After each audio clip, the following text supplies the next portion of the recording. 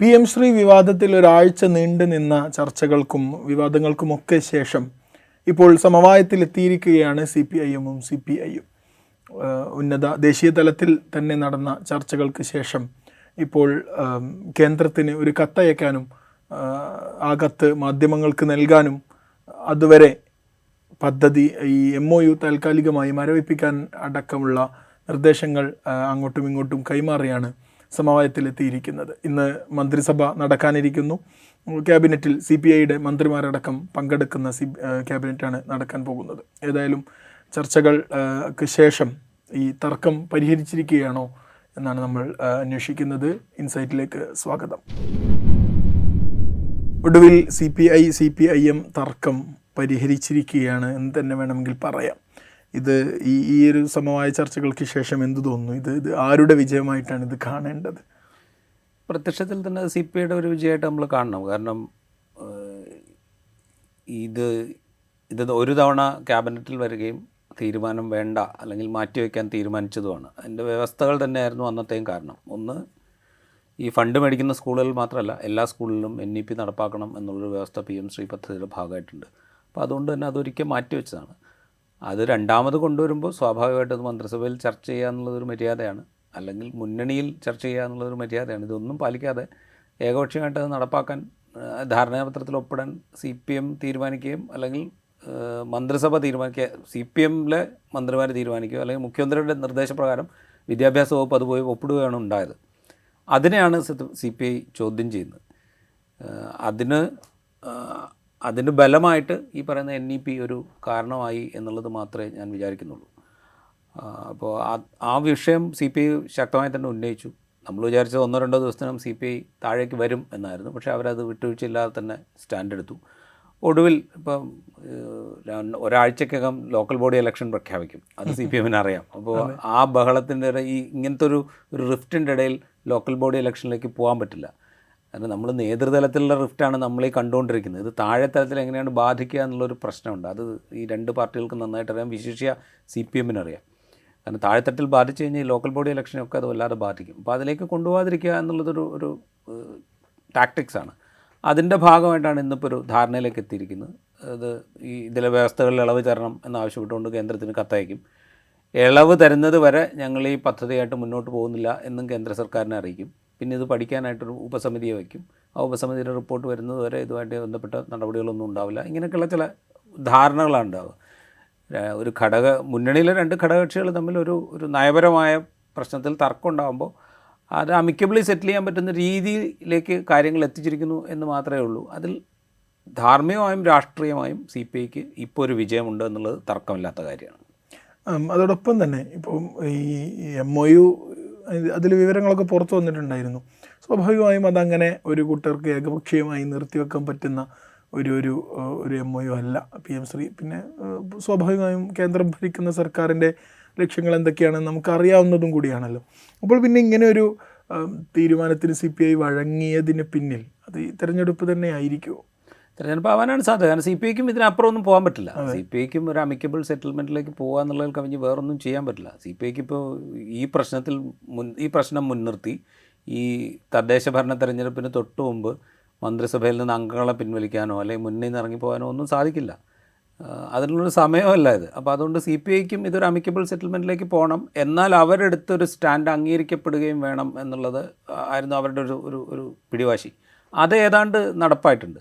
പിന്നെ NEP സംബന്ധിച്ച് 2 പാർട്ടികളും നേരത്തെ മുതൽ എടുക്കുന്ന ഒരു സ്റ്റാൻഡുണ്ട്. അത് സംസ്ഥാനത്തിൻ്റെ ഫെഡറൽ അവകാശങ്ങൾക്കെതിരാണ്. അതുപോലെ വിദ്യാഭ്യാസത്തിൽ RSSൻ്റെ അജണ്ടകൾ കലർത്താൻ വേണ്ടിയിട്ടുള്ള ഒരു പരിപാടിയാണ്. അപ്പോൾ അതിനെ ഞങ്ങൾ എതിർക്കുകയാണെന്നുള്ളൊരു സ്റ്റാൻഡ് നേരത്തെ മുതൽ എടുത്തു വന്നിട്ടുണ്ട്. അപ്പോൾ ആ സ്റ്റാൻഡിൽ ഇടതുപക്ഷം ഉറച്ചു നിൽക്കുന്നു എന്ന് ജനങ്ങളോട് പറയുക എന്നുള്ളൊരു പണിയാണ് CPI ചെയ്തത്. അതിൽ CPM-നെ കൂടെ ആ ചേരിയിലേക്ക് കൊണ്ടുവരാൻ ഞങ്ങൾക്ക് കഴിഞ്ഞു എന്ന് CPI-ക്ക് പറയാം. ആ ഒരു നേട്ടം അവർക്കുണ്ട്. അതിനപ്പുറത്തേക്ക് CPI-ക്കൊന്നും ഇനിയിപ്പം CPM ഞങ്ങളില്ല ഇത് നടപ്പാക്കാൻ പോവുകയാണ് എന്ന് പറയുകയാണെങ്കിൽ മാക്സിമം പോയാലും ഇപ്പോൾ അവർക്ക് മന്ത്രിസഭയിൽ നിന്ന് അംഗങ്ങളെ പിൻവലിക്കാം, അല്ലെങ്കിൽ ഞങ്ങൾ രാജിവെക്കുകയാണെന്ന് പറയാം, ഒരു ക്രൈസിസ് ഉണ്ടാക്കാം എന്നുള്ളതിൽ കവിഞ്ഞ് അതിനപ്പുറത്തേക്കൊന്നും CPI പോവും എന്ന് നമ്മൾ പ്രതീക്ഷിക്കാൻ പറ്റില്ല. അതേസമയം അത് വലിയ ഡാമേജ് ഉണ്ടാക്കും. LDFനെ സംബന്ധിച്ച് അത് വലിയ ഡാമേജ് ഉണ്ടാക്കും. കാരണം ദീർഘകാലമായിട്ട് LDFിലെ ഘടകകക്ഷിയായി നിൽക്കുന്ന രണ്ടാമത്തെ വലിയ പാർട്ടിക്ക് ഇത്ര വലിയൊരു പ്രശ്നം ഉണ്ടാകുമ്പോൾ അത് പരിഹരിക്കാൻ മുന്നണിക്കകത്ത് സാധിക്കുന്നില്ല എങ്കിൽ ഈ മുന്നണിയുടെ കെട്ടുറപ്പിനെയാണ് അത് ബാധിക്കുക. അതുകൊണ്ടാണല്ലോ ബിനോയ് വിശ്വം ഇത് എന്ത് സർക്കാരാണ് എന്ന് ആ ഒരൊറ്റ ചോദ്യം ഒരുപക്ഷെ മറ്റെല്ലാത്തിനേക്കാൾ ഉപരിയായിട്ട് ഇടതുമുന്നണിയെയും സർക്കാരിനെ തന്നെയും ഉലച്ചിട്ടുണ്ടാവും. ആ ചോദ്യം വളരെ പ്രധാനപ്പെട്ടൊരു ചോദ്യമായിരുന്നു.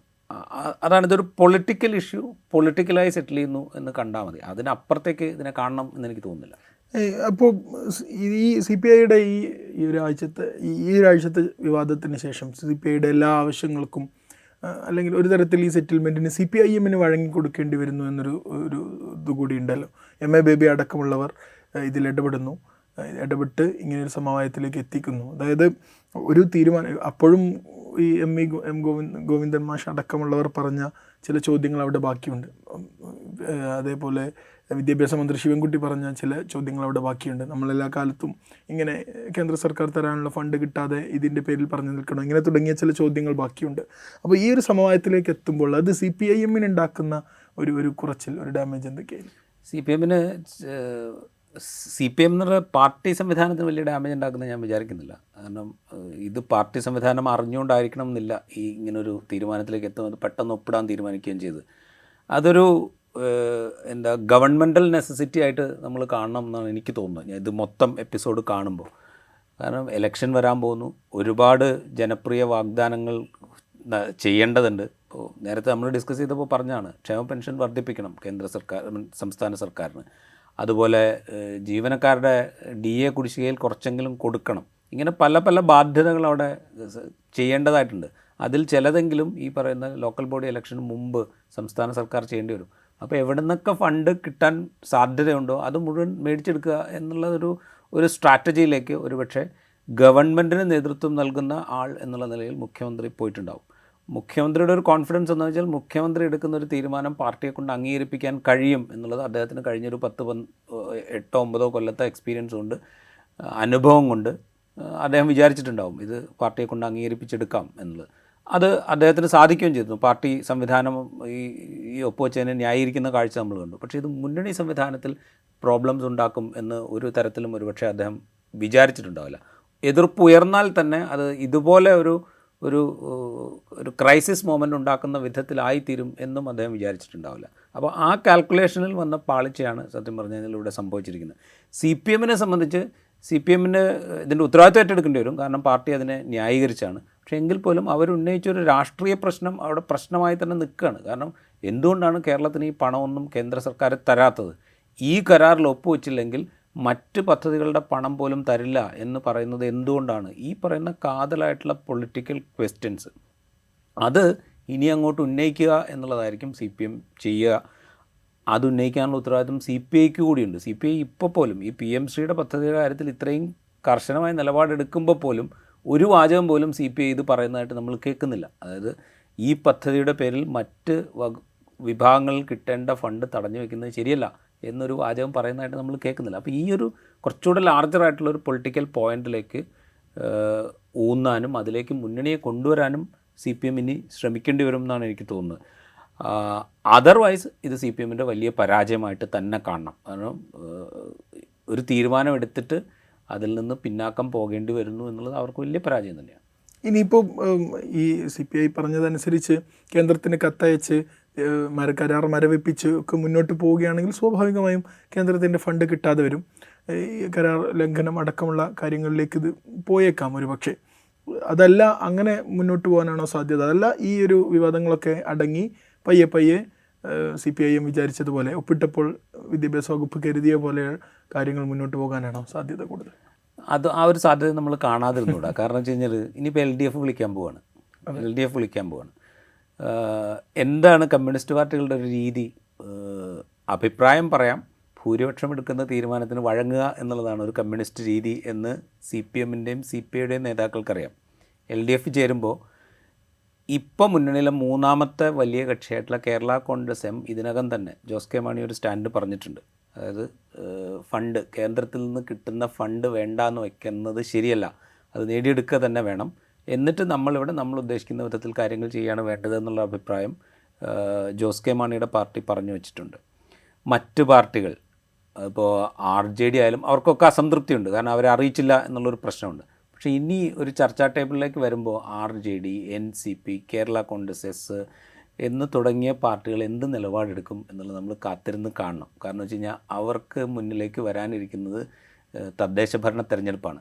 തദ്ദേശ ഭരണ തെരഞ്ഞെടുപ്പിൽ അവരുടെ അക്കോമഡേഷൻ എന്ന് പറയുന്നത് CPM തീരുമാനിക്കുന്ന പോലെയാണ്, CPI തീരുമാനിക്കുന്ന പോലെ ആവില്ല.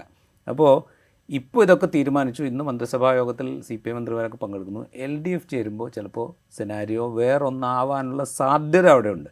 LDFൽ വന്നിട്ട് ഞങ്ങൾ എങ്ങനെയൊക്കെയാണ് തീരുമാനിച്ചിരിക്കുന്നത്, PM-ശ്രീ പദ്ധതിയിൽ ഒപ്പിടേണ്ടി വന്ന സാഹചര്യം ഇതാണ്, പക്ഷേ CPI ഇങ്ങനെ ഒരു അഭിപ്രായം പറഞ്ഞു, അതുകൊണ്ട് തൽക്കാലത്തേക്ക് നമ്മൾ നിർത്തിവെച്ചിരിക്കുകയാണ്, എന്താണ് വേണ്ടതെന്ന് LDF തീരുമാനിക്കണം എന്ന് പറഞ്ഞാൽ ഏതൊക്കെ പാർട്ടികൾ എവിടെയൊക്കെ നിൽക്കും എന്ന് നമുക്കിപ്പോൾ പറയാൻ പറ്റില്ല. LDFൽ ഭൂരിപക്ഷം പാർട്ടികൾ ഇത് നടപ്പാക്കണം എന്ന് പറഞ്ഞാൽ CPIക്ക് മാത്രമായിട്ട് CPIയുടെ അഭിപ്രായം മാത്രം വെച്ചുകൊണ്ട് മുന്നണിക്ക് തീരുമാനമെടുക്കാൻ പറ്റില്ല. അപ്പോൾ ഞാൻ നേരത്തെ പറഞ്ഞതുപോലെ ഭൂരിപക്ഷ തീരുമാനത്തിന് ന്യൂനപക്ഷം വഴിപ്പെടുക എന്ന് പറയുന്നൊരു പണിയെ CPIക്ക് LDFൽ ഒരു പക്ഷേ സാധ്യമായേക്കുള്ളൂ. അതുകൊണ്ട് ഇതിവിടെ തീർന്നു എന്ന് വിചാരിക്കേണ്ട. ഒരു പക്ഷേ ഈ LDFലായിരിക്കില്ല അത്തരമൊരു തീരുമാനം എടുക്കാം. ലോക്കൽ ബോഡി ഇലക്ഷൻ കഴിഞ്ഞ് വരുന്ന LDFൽ ഒരു പക്ഷേ അങ്ങനത്തെ ഒരു തീരുമാനത്തിലേക്കൊക്കെ പോയാൽ അത്ഭുതപ്പെടാനില്ല. പക്ഷേ അവിടെ ഒറ്റ പ്രശ്നമായിരിക്കും CPMന്. ഇതൊന്നുമല്ല CPMനെ അലട്ടുന്ന ഒരു പ്രധാനപ്പെട്ട പ്രോബ്ലം. ഇത് RSS അജണ്ട നടപ്പാക്കാൻ ഉള്ള ശ്രമമാണ് എന്നും അത് CPM BJP അല്ലെങ്കിൽ CPM ലീഡർഷിപ്പും BJPയുടെ കേന്ദ്ര നേതൃത്വമോ സെൻട്രൽ ഗവൺമെൻറ്റിൻ്റെ ലീഡർഷിപ്പുമായിട്ടുള്ള ബന്ധവുമാണ് ഇത് കാരണം എന്നുള്ളൊരു പ്രചാരണം ഉണ്ടല്ലോ. ആ പ്രചാരണത്തെ എന്താ പറയുക, എതിർക്കുക എന്ന് പറയുന്നത് അത്ര എളുപ്പമല്ല. CPIയുടെ എതിർപ്പിനേക്കാളും ഞാൻ വിചാരിക്കുന്നത് CPMനെ വിഷമിപ്പിക്കുന്ന ഈ പ്രചാരണമായിരിക്കും. ഇപ്പോൾ ഒറ്റ ഉദാഹരണം പറഞ്ഞു കഴിഞ്ഞാൽ, ഇപ്പോൾ ഇന്നലെയാണ് മുഖ്യമന്ത്രിയുടെ മകൾ ആരോപണ വിധേയമായ മറ്റേ എക്സാലോജിക്, അത് മകളുടെ ഉടമസ്ഥതയിലുള്ള എക്സാലോജിക് എന്ന കമ്പനിയും മകളും ആരോപണ വിധേയമായ ഒരു കേസ് ഡൽഹി ഹൈക്കോടതിയിൽ വരുന്നത്. കേന്ദ്ര സർക്കാരിൻ്റെയോ സീരിയസ് ഫ്രോഡ് ഇൻവെസ്റ്റിഗേഷൻ ഏജൻസിയുടെയോ അഭിഭാഷകർ ഹാജരായില്ല. അതുകൊണ്ട് കേസ് മാറ്റിവെച്ചു. ഉടനെ ഇതിൻ്റെ വ്യാഖ്യാനം വരുന്നത് PM-ശ്രീ ഒപ്പിട്ടുകൊണ്ടാണ് ഇത് മാറ്റിയത് എന്നുള്ള വ്യാഖ്യാനമാണ്. ഇത്തരം വ്യാജങ്ങൾ, ഇത് സത്യം പറഞ്ഞാൽ ഒരു വ്യാജമാണ് എന്ന് നമുക്കല്ല. ഇപ്പോൾ ലാവ്ലിൻ കേസ് മാറ്റിവെക്കുന്നത് ധാരണയുടെ പുറത്താണ് എന്ന് പറയുന്ന പോലെയുള്ളൂ ഇതും. അപ്പോൾ ഇത്തരം പ്രചാരണങ്ങൾ വരും നാളുകളിൽ വലിയ തലവേദന ഉണ്ടാക്കും. നമുക്കറിയാമല്ലോ, ഇപ്പോൾ സത്യങ്ങളെക്കാൾ കൂടുതൽ വ്യാജങ്ങൾ വലിയ തോതിൽ പ്രചരിപ്പിക്കപ്പെടുകയും കുറേ കഴിയുമ്പോൾ ഈ വ്യാജം സത്യമാണ് എന്ന് ആളുകൾ ധരിക്കുകയും ചെയ്യുന്നൊരവസ്ഥയുണ്ട് നമ്മുടെ മുമ്പിൽ. എത്ര ഇല്ല എന്ന് പറഞ്ഞാലും അതുണ്ട്. അപ്പോൾ ഈ ഒരു പ്രചരണം വലിയ തോതിൽ നടക്കും എന്നുള്ള അപകടം CPM മനസ്സിലാക്കുന്നുണ്ട്. ഒരുപക്ഷെ CPIയുടെ സമ്മർദ്ദത്തെക്കാൾ ഉപരി ഈ അപകടമായിരിക്കാം CPMനെ കൊണ്ട് ഇപ്പോൾ ഒരു കോംപ്രമൈസിലേക്ക് എത്തിച്ചിരിക്കുന്നതെന്നാണ് ഞാൻ വിചാരിക്കുന്നത്. ഈ പ്രചരണങ്ങൾക്കൊക്കെ അപ്പുറത്തേക്ക് ഇപ്പോൾ ഇങ്ങനെയൊരു സിറ്റുവേഷൻ സംഭവിക്കുകയാണെങ്കിൽ CPIയും CPIM അടക്കമുള്ള കമ്മ്യൂണിസ്റ്റ് പ്രസ്ഥാനങ്ങൾ ഒരുമിച്ച് നിന്നിട്ട് ഒരു സംസ്ഥാനത്തിൻ്റെ മേൽ അധികാരം ഉണ്ടായിട്ടും RSS അജണ്ട നടപ്പാക്കുന്ന ഒരു പദ്ധതിയെ വളരെ സുഗമമായൊരു സംസ്ഥാനത്തിലേക്ക് എത്തിക്കാൻ കഴിഞ്ഞു എന്നൊരു വസ്തുത അവിടെ നിലനിൽക്കല്ലേ. സ്വാഭാവികമായും തമിഴ്നാട്, പശ്ചിമ ബംഗാൾ അടക്കമുള്ള സംസ്ഥാനങ്ങളെ എതിരെ നിൽക്കുന്നുണ്ട്. അവരോടൊപ്പമായിരുന്നു കേരളം. തമിഴ്നാട് ഈ PM-ശ്രീയുടെ പേരിൽ SSA ഫണ്ട് മുടങ്ങിയൊരു സാഹചര്യം ഉണ്ടായിരുന്നു കേരളത്തിന്. തമിഴ്നാടിന് സമാനമായ സാഹചര്യം ഉണ്ടായപ്പോൾ സുപ്രീം കോടതിയിൽ പോയി ആ ഫണ്ട് സമ്പാദിച്ചതാണ് തമിഴ്നാട്. ആ വിധി അടിസ്ഥാനമാക്കി കേരളത്തിന് വേണമെങ്കിൽ ലീഗലി മൂവ് ചെയ്യാമായിരുന്നു. അങ്ങനെ ഒരു വഴി സംസ്ഥാന സർക്കാർ സ്വീകരിച്ചിട്ടില്ല. അപ്പോൾ അങ്ങനെ ഒരു സിറ്റുവേഷൻ അവിടെ ഉണ്ട് എന്നുള്ളൊരു യാഥാർത്ഥ്യം എപ്പോഴും നിലനിൽക്കല്ലേ. ആ യാഥാർത്ഥ്യം അവിടെ ഉണ്ട്. തമിഴ്നാട് സ്റ്റേറ്റ് സുപ്രീം കോടതി പോയിട്ട് ഫണ്ട് റിലീസ് ചെയ്ത് കിട്ടിയിട്ടുണ്ടോ എന്നുള്ള കാര്യത്തിൽ എനിക്കൊരു സംശയമുണ്ട്. ഉത്തരവ് വന്നിട്ടുണ്ടോ? അല്ല, അതിൽ ഈ കഴിഞ്ഞ മെയിലാണ് അവർ ഹർജിയായിട്ട് പോയിരിക്കുന്നത്. സുപ്രീം കോടതിയുടെ പരിഗണനയിലായിട്ടേ ഉള്ളൂ എന്നാണ് എൻ്റെ അറിവ്. ഇതേപോലെ കേരളവും നേരത്തെ സുപ്രീം കോടതിയെ സമീപിച്ചിട്ടുണ്ട്. ഇപ്പോൾ കേന്ദ്രം അർഹിക്കുന്ന വായ്പാ വിഹിതം നൽകാത്ത സാഹചര്യത്തിൽ കേരളം സുപ്രീം കോടതിയിൽ പോയിരുന്നു. സുപ്രീം കോടതി എന്തുകൊണ്ട് കൊടുക്കുന്നില്ല എന്ന് ചോദിച്ചപ്പോൾ നിങ്ങൾ ഹർജി പിൻവലിച്ചാൽ ഫണ്ട് തരാം എന്ന് പറഞ്ഞു. സുപ്രീം കോടതി കേരളം ഹർജി പിൻവലിക്കുന്നില്ല എന്ന് പറഞ്ഞു. അവസാനം വായ്പാ തുക കൂടുതൽ അനുവദിക്കാൻ കേന്ദ്ര സർക്കാർ തീരുമാനിക്കുന്ന കാഴ്ച നമ്മൾ കണ്ടു. സമാനമായ വിധത്തിൽ ഇവിടെയും കോടതിയെ സമീപിക്കാവുന്നതാണ്, കേരളത്തിന് ചെയ്യേണ്ടതുമാണ്. പക്ഷേ ഒരു പ്രശ്നമുള്ളതെന്ന് വെച്ച് കഴിഞ്ഞാൽ ഇതുകൊണ്ട് മാത്രം നമ്മൾ ഈ പറയുന്ന പ്രശ്നത്തെ പരിഹരിക്കാൻ പറ്റില്ല. ഇപ്പം നമ്മൾ ഈ പറയുന്ന കാവ്യവൽക്കരണം എന്ന് പറയുന്നൊരു പരിപാടിയെ നമ്മൾ PM-ശ്രീ ധാരണാപത്രം ഒപ്പിടാതുകൊണ്ടോ അല്ലെങ്കിൽ അത് ഫണ്ട് മേടിക്കാതെന്നുകൊണ്ടോ ഒഴിവാക്കാൻ പറ്റുന്നൊരു കാര്യമാണ് എന്ന് നമ്മൾ വിചാരിക്കുന്നതാണ് മണ്ടത്തരം. ഇപ്പോൾ PM-ശ്രീയിൽ ഒപ്പിടുന്നില്ല, അതുകൊണ്ട് പൊതുവിദ്യാലയങ്ങളിലൊന്നും ഇത് വരുന്നില്ല എന്ന് വിചാരിക്കുക. ഇവിടെ വേറെ സ്ട്രീമുകളുണ്ട് പഠിപ്പിക്കാനായിട്ട്, സ്കൂളുകളുണ്ട്. CBSE സ്ട്രീമുണ്ട്, ICSE സ്ട്രീമുണ്ട്, NCERT സിലബസ് മാത്രം പഠിപ്പിക്കുന്ന സമ്പ്രദായങ്ങളുണ്ട്. അവിടെയൊക്കെ ഇതേ കാവ്യവൽക്കരണത്തിൻ്റെ ഭാഗമായിട്ടുള്ള ടെക്സ്റ്റ് ആയിരിക്കും അവിടെയൊക്കെ പഠിപ്പിക്കുക. പിന്നെ ഇപ്പോൾ ഈ CPM നേതാക്കളൊക്കെ പറഞ്ഞുകൊണ്ടിരിക്കുന്ന സർവകലാശാലകളിലെ ഫണ്ട് സ്വീകരിച്ച പദ്ധതി, അതിൻ്റെ അതിലും ഈ NEP നടപ്പാക്കണം എന്ന് എഴുതി വെച്ചിട്ടുണ്ട്. PM ഉഷ അതിലും NEP നടപ്പാക്കണം എന്ന് എഴുതി വെച്ചിട്ടുണ്ട്. അവിടെയും ഇത് നടപ്പാക്കപ്പെടുന്നുണ്ട്. മറ്റെന്തൊക്കെ മേഖലകളിൽ ഇത് നടപ്പാക്കപ്പെടുന്നു. ഇതിനെയൊക്കെ ചെറുക്കാന്ന് ഇതൊരു സൊസൈറ്റിയുടെ ആവശ്യമാണ്. ഇതൊരു ഗവൺമെൻറ് കരാറിൻ്റെ ഭാഗമായിട്ട് മാത്രം നടക്കേണ്ട, അല്ലെങ്കിൽ ഗവൺമെൻറ് ഒരു കരാറിൽ നിന്ന് വിഡ്രോ ചെയ്യുമ്പോൾ മാത്രം ഇല്ലാതാവുന്നൊരു പ്രക്രിയ അല്ല ഈ കാവ്യവൽക്കരണത്തോടോ അല്ലെങ്കിൽ RSSൻ്റെ ഐഡിയോളജി നടപ്പാക്കുന്നതിനോടോ ഉള്ള പ്രതിരോധ പ്രവർത്തനം എന്ന് പറയുന്നത്. അതൊരു സമൂഹത്തിൻ്റെ ഉത്തരവാദിത്തമാണ്. എല്ലാ രംഗത്തും നടക്കേണ്ട ഒരു കാര്യമാണ്. നമ്മൾ വ്യക്തികൾ എന്നുള്ള നിലയ്ക്ക് പോലും ചെയ്യേണ്ട ഒരു കാര്യമാണ്. ചില കാര്യങ്ങൾ ഇത് വർഗീയവൽക്കരിക്കാനുള്ള അജണ്ടയാണ് എന്ന് മനസ്സിലാക്കിയാൽ അതിനോട് നോ പറയുക എന്നുള്ളത് ഓരോ ഇൻഡിവിജ്വലിൻ്റെയും ഉത്തരവാദിത്തമായി മാറേണ്ട ഒരു കാലത്താണ് നമ്മൾ ജീവിച്ചുകൊണ്ടിരിക്കുന്നത്.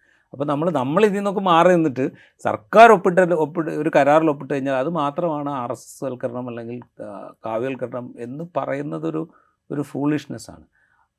സർക്കാരിന് ഉത്തരവാദിത്തമുണ്ട്, ഡെഫിനറ്റ്ലി സർക്കാരിന് ഉത്തരവാദിത്തമുണ്ട്. പ്രത്യേകിച്ച് ഒരു ലെഫ്റ്റ് ഫ്രണ്ടിൻ്റെ സർക്കാരിന് സവിശേഷമായ ഉത്തരവാദിത്തമുണ്ട്.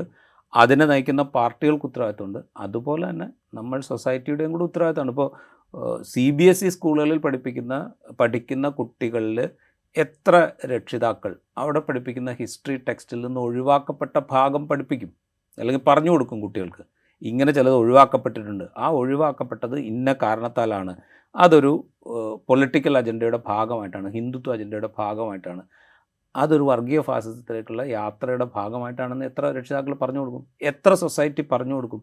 ഹിസ്റ്ററി ടെക്സ്റ്റ് ബുക്കിൽ നിന്ന് എത്ര ഭാഗങ്ങൾ വെട്ടി നീക്കപ്പെട്ടിട്ടുണ്ട് എന്ന് നമ്മൾ ആരോടെങ്കിലും സംസാരിക്കുന്നുണ്ടോ? അപ്പോൾ ഈ ഒരു പ്രശ്നം അവിടെയുണ്ട്. അപ്പോൾ നമ്മൾ ഇതിനെ ഒരു കേവലം ഒരു പദ്ധതിയിൽ ഒപ്പിടുന്നതുകൊണ്ട് മാത്രം ഇതാ കേരളം വർഗീയവൽക്കരിക്കപ്പെടാൻ പോകുന്നു, അല്ലെങ്കിൽ RSSൻ്റെ അജണ്ട നടപ്പാക്കപ്പെടാൻ പോകുന്നു എന്ന് പറയുന്നതിലൊരു പ്രശ്നമുണ്ട്. പക്ഷേ ആ അപകടം ഈ പദ്ധതിയുടെ ഭാഗമായിട്ടുണ്ട് എന്ന് മനസ്സിലാക്കിക്കൊണ്ട് അതിനെ സമീപിക്കുക എന്നുള്ളതേ ചെയ്യാൻ പറ്റുള്ളൂ. പിന്നെ തമിഴ്നാടിൻ്റെ കാര്യം, തമിഴ്നാടിന് ഞാൻ നേരത്തെ സംസാരിച്ചപ്പോൾ പറഞ്ഞിരുന്നു, തമിഴ്നാടിന് കുറച്ചുകൂടെ സ്വാതന്ത്ര്യമുണ്ട്. കാരണം വിഭവങ്ങളുണ്ട്, ഇൻഡസ്ട്രിയലൈസ്ഡ് സ്റ്റേറ്റാണ്. പിന്നെ അവിടുത്തെ പൊളിറ്റിക്സ് കുറേ കൂടെ ഇതുമായി വളരെയധികം ലിങ്ക്ഡാണ്. കാരണം NEP അവരെതിർക്കുന്നത് പാഠ്യപദ്ധതിയുടെ ഭാഗമായിട്ടല്ല, അവർ ഭാഷാ പദ്ധതിയുടെ ഭാഗമായിട്ടാണ്. ത്രിഭാഷാ പദ്ധതി നടപ്പാക്കും എന്നുള്ളത് ഒരു കാരണവശാലും അവർക്ക് അംഗീകരിക്കാൻ പറ്റില്ല. അത് അംഗീകരിച്ച് കഴിഞ്ഞാൽ DMK എന്ന് പറയുന്ന പാർട്ടിയുടെ അസ്തിത്വം ഇല്ലാണ്ടാവും. അപ്പോൾ അതുകൊണ്ട് ഒരു കാരണവശാലും അവർക്ക് അംഗീകരിക്കാൻ പറ്റില്ല. ADMKയ്ക്കും അംഗീകരിക്കാൻ പറ്റില്ല. ഈ രണ്ട് ദ്രവീഡിയൻ പ്രസ്ഥാനങ്ങളുടെ മുഴുവൻ അസ്തിത്വം ഇല്ലാതാവുന്നൊരു പണിയായി പോകുന്നത്. അപ്പോൾ അത് കാരണവശാലും അവർക്കത് അംഗീകരിക്കാൻ പറ്റില്ല. അതാണ് അവരുടെ ഒരു മുന്നോട്ട് പോക്കിൻ്റെ പ്രധാനപ്പെട്ട കാരണം. ആ ഒരു അവസ്ഥ കേരളത്തിലില്ല. കേരളത്തിലാണെങ്കിൽ ഇത്തരം ഫണ്ടുകളുടെ ലഭ്യതക്കുറവ് വലിയ തോതിലുള്ള സാമ്പത്തിക പ്രയാസങ്ങൾ ഉണ്ടാക്കുന്നുണ്ട്. അതും കൂടെ നമ്മൾ മനസ്സിലാക്കേണ്ടതാണ്. നമ്മൾ കഴിഞ്ഞ തവണ സംസാരിച്ചപ്പോൾ പറഞ്ഞിരുന്നു, ഇപ്പോൾ ബിനോയ് വിശ്വം ഈ ഒരു സമയത്ത് CPIയുടെ ഒരു ബാർഗെയിനിങ് ശക്തിയെക്കുറിച്ചൊക്കെ സംസാരിക്കുന്ന സമയത്ത് ബിനോയ് വിശ്വം ഈ ഒരു നിലപാടെടുത്തതും അത് അദ്ദേഹത്തിന് ഇങ്ങനെ ഒരു സമവായത്തിൽ എത്തിയതോടുകൂടി ഒരു അദ്ദേഹത്തിൻ്റെ ഒരു പവർ എത്രത്തോളം വർദ്ധിക്കുന്നു എന്നതിനെക്കുറിച്ച്, അതോടൊപ്പം തന്നെ MA ബേബി ഈ വിഷയത്തിൽ ഇടപെടേണ്ടിയിരുന്നു, D രാജയുമായി ചർച്ച നടത്തുകയുണ്ടായിരുന്നു. ഇങ്ങനെ ഒരു കേന്ദ്രവുമായി ഒരു കരാർ എത്തുന്നതിന് മുമ്പ് അത് കേന്ദ്ര നേതൃത്വത്തോട് ചർച്ച ചെയ്യുന്ന ഒരു ശൈലിയൊക്കെ മുമ്പ് CPIഎമ്മിൽ കണ്ടിട്ടുണ്ടായിരുന്നു. MA ബേബി കൂടി ഇവിടെ നിസ്സഹായനാകുന്ന ഒരവസ്ഥ കൂടി കണ്ടിട്ടുണ്ട്. അതിൻ്റെ ആ ഒരു സിനാരിയോ മാറുകയാണ് സത്യം പറഞ്ഞാൽ ഇപ്പോൾ ഒരു കോംപ്രമൈസ് വരുമ്പോൾ എന്നാണ് എനിക്ക് തോന്നുന്നത്. കാരണം MA ബേബിക്ക് കുറച്ചും കൂടെ കാര്യങ്ങൾ ഡിക്റ്റേറ്റ് ചെയ്യാൻ പറ്റുന്ന ഞാൻ ഡിക്റ്റേറ്റ് ചെയ്യാനുള്ള ഇൻ ദ സെൻസ് ഒരു ഡിക്റ്റേറ്റർഷിപ്പ് എന്നുള്ള അർത്ഥത്തിലല്ല ഞാൻ പറയുന്നത്. കുറച്ചുകൂടെ കാര്യങ്ങളിൽ ഒരു പാർട്ടിയുടെ ജനറൽ സെക്രട്ടറി എന്നുള്ള നിലയ്ക്ക് ഇടപെടാനുള്ളൊരു പഴുത് തുറന്നു തരുന്നുണ്ട് ഈ കോംപ്രമൈസ്. ഇപ്പോൾ ഉണ്ടായ ഒരു ബാക്ക് സ്റ്റെപ്പിങ് അത് എത്രത്തോളം ഭംഗിയായിട്ട് എത്രത്തോളം കാര്യക്ഷമമായിട്ട് MA ബേബി ഉപയോഗിക്കും എന്നുള്ളതാണ് ഇനി വരും കാലത്ത് നമ്മൾ കാത്തിരുന്ന് കാണേണ്ടത്. CPIയെ സംബന്ധിച്ച് ഇപ്പോൾ ബിനോയ് വിശ്വത്തിന് പാർട്ടിക്കുള്ളിൽ ഒരുപാട് തലവേദനകളുണ്ടായിരുന്നു. ഇപ്പോൾ കാനൻ രാജേന്ദ്രൻ മാറി ബിനോയ് വിശ്വം താൽക്കാലത്തേക്ക് ഉള്ള സെക്രട്ടറി ആകുമ്പോഴും പിന്നീട് സംസ്ഥാന സമ്മേളനത്തിൽ ബിനോയ് വിശ്വം സ്ഥിരപ്പെടുത്തപ്പെടുമ്പോഴും എല്ലാവരും അംഗീകരിക്കപ്പെടുന്നൊരു നേതാവായിട്ടല്ല, ഇപ്പോൾ കാനം വന്ന പോലെ അല്ല ബിനോയ് വിശ്വം വന്നത്. പല വിധത്തിലുള്ള എതിർപ്പുകൾ ബിനോയ് വിശ്വം നേരിട്ടിരുന്നു. ഇപ്പോൾ അദ്ദേഹത്തിൻ്റെ കൂടെ നിൽക്കുന്ന തൊട്ട് താഴെയുള്ള നേതാക്കൾ പോലും അദ്ദേഹം സെക്രട്ടറി ആവാൻ യോഗ്യനാണോ എന്ന് ചോദിക്കുന്ന പരസ്യമായിട്ടല്ല ചോദിക്കുന്നുണ്ടായിരുന്നു. അപ്പോൾ ആ ഒരു അവസ്ഥയിൽ നിന്ന് ചെറിയൊരു മാറ്റം ഉണ്ടാക്കിയെടുക്കാൻ ബിനോയ് വിശ്വത്തിന് ഈ ഒരു അവസരം ഗുണം ചെയ്തു എന്ന് തന്നെ കരുതാം. ഇനി അങ്ങോട്ട് CPI സംസ്ഥാന സെക്രട്ടറിക്ക് CPIM-നെ കൊണ്ട് തിരുത്താൻ പ്രേരിപ്പിച്ച ആൾ എന്നുള്ളൊരു ലേബലുണ്ടാവും. ആ ലേബല് ബിനോയ് വിശ്വത്തെ സംബന്ധിച്ച് വളരെ വളരെ പ്രധാനപ്പെട്ടതാണ്. ഇനി അങ്ങോട്ട് CPI-യിൽ ബിനോയ് വിശ്വം കുറച്ചും കൂടെ കരുത്തനാവുന്ന കാഴ്ച നമ്മൾ കാണും. റൈറ്റ്. ഏതായാലും PM ശ്രീ വിവാദം താൽക്കാലികമായി അവസാനിക്കുകയാണെന്നെങ്കിലും പറയാം. മന്ത്രിസഭയിൽ CPI മന്ത്രിമാർ പങ്കെടുക്കാൻ തീരുമാനിച്ചിരിക്കുന്നു.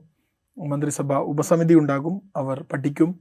അതുവരെ കേന്ദ്രത്തിന് കത്തയക്കും, ഇളവ് വേണമെന്ന് ആവശ്യപ്പെട്ടുകൊണ്ട് കത്തയക്കും. ഇളവ് ലഭിക്കുന്നത് വരെ ഈ പദ്ധതി താൽക്കാലികമായി മരവിപ്പിക്കും എന്നൊക്കെയുള്ള നിർദ്ദേശങ്ങളുടെ പുറത്ത് ചർച്ച സമവായത്തിലെത്തിയിരിക്കുകയാണ്. ഇനി തദ്ദേശ തെരഞ്ഞെടുപ്പ് വരികയാണ്. അതുകൊണ്ട് ഈ ഒരു ചർച്ച കൂടുതൽ മുന്നോട്ട് കൊണ്ടുപോകുന്നത് ഇരു പാർട്ടികൾക്കും മുന്നണിക്കും ഗുണകരമല്ല എന്ന് എല്ലാവർക്കും അറിയാം. അതുകൊണ്ട് ഈ വിവാദം ഒടുങ്ങും എന്ന് തന്നെയാണ് പ്രതീക്ഷിക്കുന്നത്. ഇൻസൈറ്റ് ഇവിടെ പൂർണ്ണമാകുന്നു. മറ്റൊരു എപ്പിസോഡുമായി വീണ്ടും കാണാം.